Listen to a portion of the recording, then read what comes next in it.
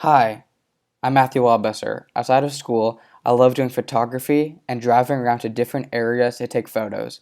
While editing my photos, sometimes I like to change the sky of the image so it has a vibrant sunset or a star-filled sky. As a photographer, it's a very useful skill to be able to mask out the sky and exchange it with the more desirable replacement. There are many different ways to mask photos in Photoshop, so I wanted to improve my skills to create seamless edits and composites. There are three main ways to replace the sky, using the Quick Selection tool, the Select and Mask tool, and the Polygonal Lasso tool. The Quick Selection tool is the quickest and easiest way to make a mask on an image, but before this, we need to make sure that our foreground layer is above our new sky layer. Next, press W to access your Quick Selection tool. With this tool, we paint over the part of the photo that we want to keep in our final image. After doing this, go to Select, Modify, and Feather. The feather will make the selection look much more natural than if we didn't. I usually feather at about 1.5 to 2 pixels. After feathering it, go down to the bottom and press the mask button. This will reveal the new sky underneath. Press your Move tool, or V, to select the layer underneath and drag it to where you want the new sky to be.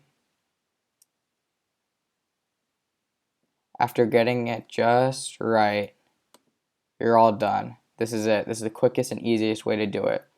We went from a photo that looked bad, like this, to something that looks great, like this. The second way to replace the sky in Photoshop is using the Select and Mask tool. This tool is best used when there are trees like here that the Quick Selection tool won't be able to use. First, select your foreground layer and go up to Select and then Select and Mask. It'll take a minute to load. In the top left, you'll see all these different brushes and tools. The first one is a Quick Selection tool. Press this and paint over the section of the photo that you want to have in your final edit. We want to make sure that the photo that we want to keep is normal and the background that we're replacing is in this red hue. Next, go to the second one, which is the Refined Edges brush. This allows us to get in between all the trees and branches so that we can replace them with a new sky in the final edit.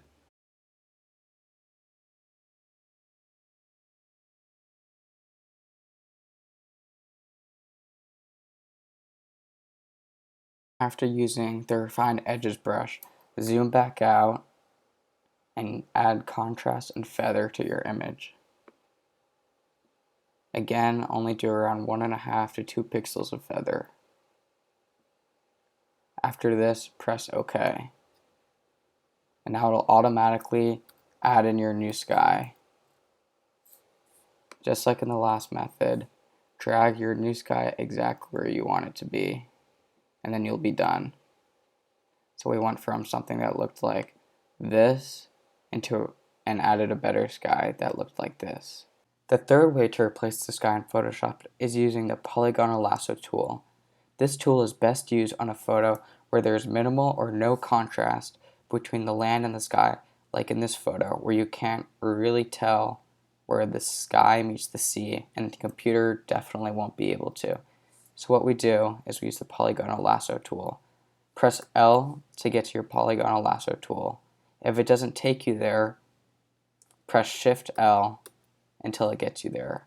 Now, go to one side of your image, zoom in really far, and just like the pen tool in Illustrator, start connecting these tiny little straight lines. They don't curve like in Illustrator, so you have to make sure that they're really small to give it a curving effect.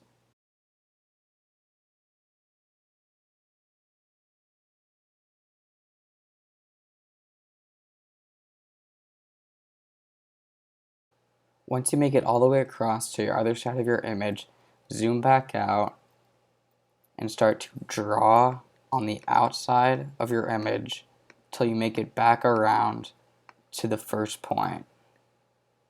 Once you connect it, you'll see this little circle next to the icon. When you connect it, you'll see it'll turn into a path, and now you can press the mask tool. Finally, drag your new background layer into the position that you want it to be in. Just like that, and you're good to go. This is the final way to replace it in Photoshop.